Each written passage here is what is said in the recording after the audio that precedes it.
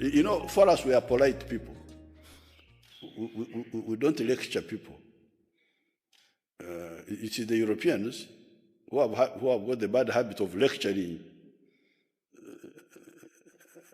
an experienced man like me. You find I'm getting lectures from novices.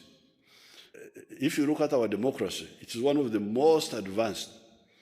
We have got so many elections. Now we are having elections for youth, for women, for disabled people. You don't have those in your country. So I can say that your democracy is shallow, but that's your own business. We don't want to impose it on other people. So if the other people could also be a bit polite and just know that we know what we are doing, it will be good for everybody. Do you by now prefer other governments like the Chinese or some Arabic countries over the Europeans because they are lecturing less and they just do stuff? We don't prefer, but they don't waste our time, for sure, that's for sure. They don't waste our time because to have somebody telling me something which I know better, and out of politeness I need to listen, to talk, to answer, instead of saying go to hell and I walk out. Of course we waste a lot of time. The Chinese waste less of our time, for sure. They come on business, a road, a factory, to buy something. Management of our affairs is ours. They don't interfere in ours, we don't interfere in theirs. As you're such an experienced leader, if you look throughout the last years, maybe even decades, do you see that there is some sort of change, that the role of China in Africa, not only in Uganda but in Africa, is growing, and that Western powers, the Europeans, the Americans, are rather disappearing? Or how do you observe the situation? The problem we have is superficiality. Do you have that word in English? Superficial. Mm-hmm. The Western political leaders and thinkers are very superficial. It's just really tiresome, very superficial. You see, when the communists, I can give you some little history. I will not charge you. I will not charge you money. This is for free. Thank you very much. When the communists took over China in 1949, we were colonies. The whole of Africa was colonies. Not colonies of China or Russia, colonies of Europeans. Europeans are the ones who had colonized us. So when Mao Zedong took over in 1949, immediately he gave us support to kick your cousins out. For you, the Germans, you had already been kicked out by your cousins, but your cousins were still here. So Mao Zedong, we shall never forget Mao Zedong, because he gave us support immediately. In 1917, when Lenin took over Russia, again we got support from the communists. The first African liberation movement was formed in 1911. Was it 11 or 12? This is the ANC of South Africa. So when the communists take over Russia, they support us. Support us against who? Against Europeans. Who had done what? Who had colonized our country.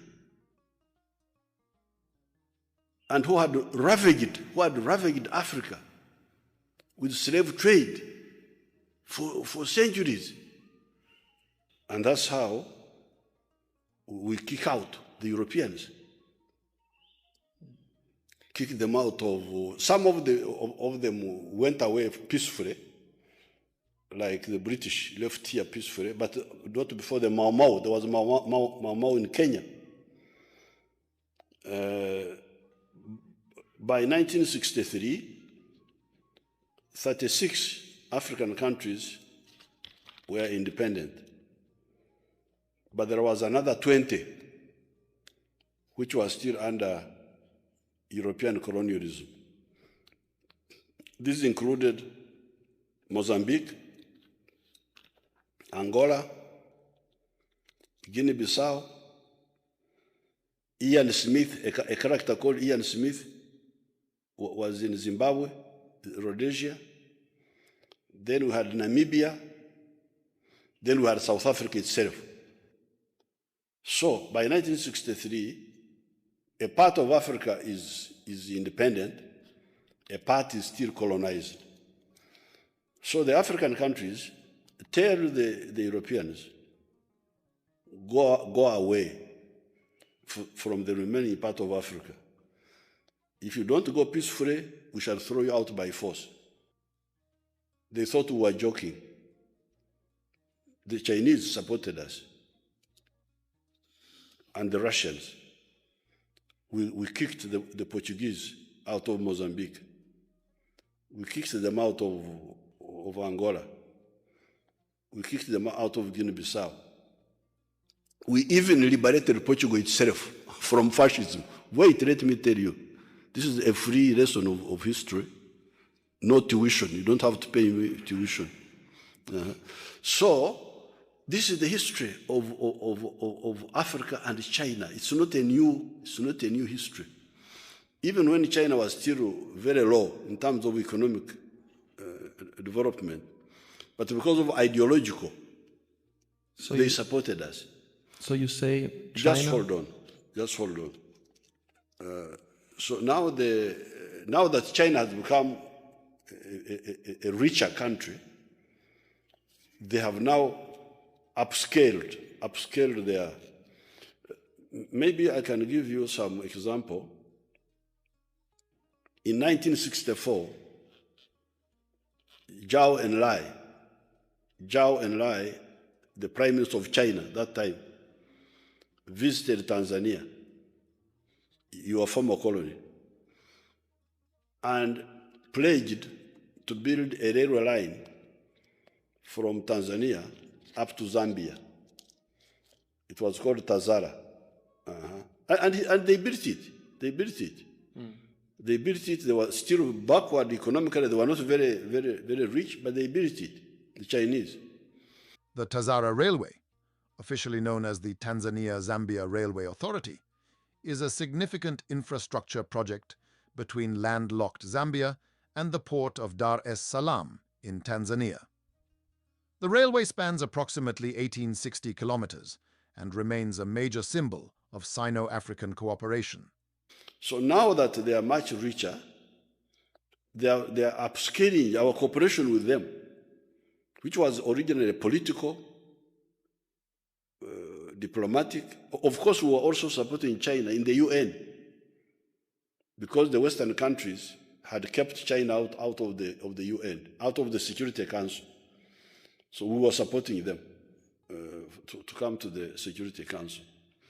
So therefore, the cooperation between China and even Russia with Africa is not new at all. It is historical. It started with the anti-colonial struggle.